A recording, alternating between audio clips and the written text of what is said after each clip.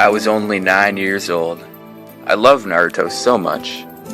I would turn the channel to Toonami every day to see the latest developments on Tsunade's tits, Naruto and Hinata's relationship, and Tsunade's tits. Naruto is love, I would say. Naruto is life. My dad called me a faggot. All joking aside though, guys, Naruto actually was my childhood as a kid. The characters were appealing and the plot was memorable to a young adolescent like myself at the time, and it'll forever hold a special place in my heart as the first anime I ever watched.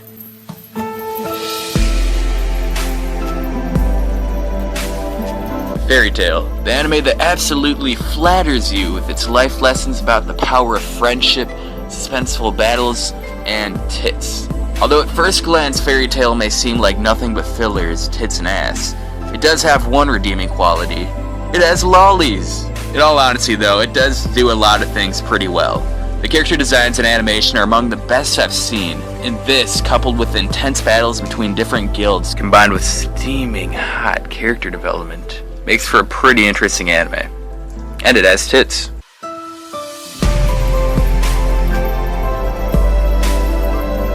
One Piece is one of those animes that everyone knows about, whether you've seen it or heard about it. Pretty much every avid anime fan knows what One Piece is about. Why is this, you ask? Well, for one, it's an enjoyable anime that's been running for the past 15 years. But aside from that, One Piece is so popular in Japan that it's practically worshipped.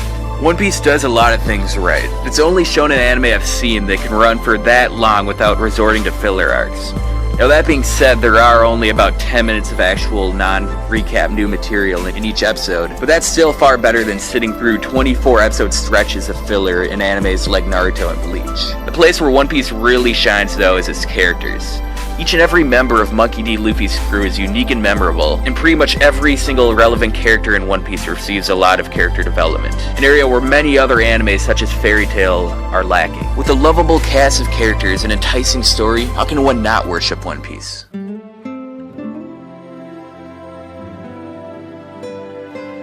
Pandora Hearts deviates from your typical shonen anime by incorporating the concept of time travel along with a captivating mystery.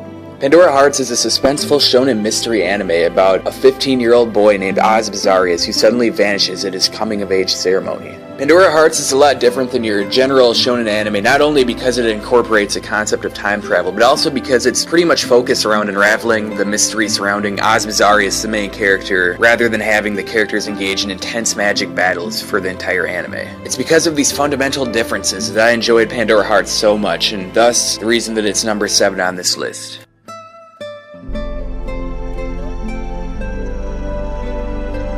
Dead Man Wonderland, the anime that got you completely hooked and then abruptly ended. Dead Man Wonderland had nearly everything going for it. It had blood, a realistic main character, and above all, it had Shiro. Fanservice bodysuits aside, Shiro is an awesome character. She's kawaii to the point where you just want to gobble her up, and is basically a better version of Gasai Yuno from Mirai Nikki.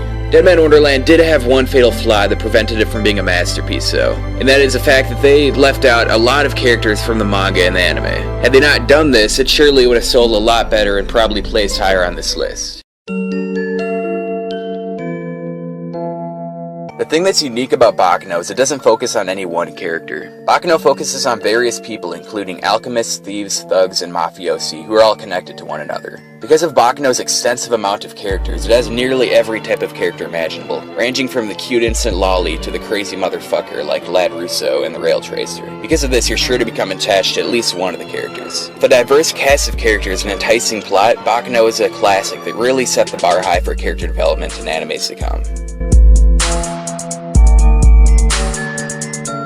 Eureka 7 is a heartwarming tale of a boy named Renten who dreams of joining the renegade group known as Gecko State, led by his idol Holland Novak, until one day the beautiful girl known as Eureka suddenly falls from the sky and offers to let him join. Now at first glance, Eureka 7 may seem cliche as all hell, but if you actually watch it through to the end, you'll understand just how magnificent it really is. Eureka 7 incorporates various themes throughout the anime, ranging from coexisting with other alien life forms to saving the ones that you love. In the end, Eureka 7 is an instant classic and truly deserves a number 4 spot on this list.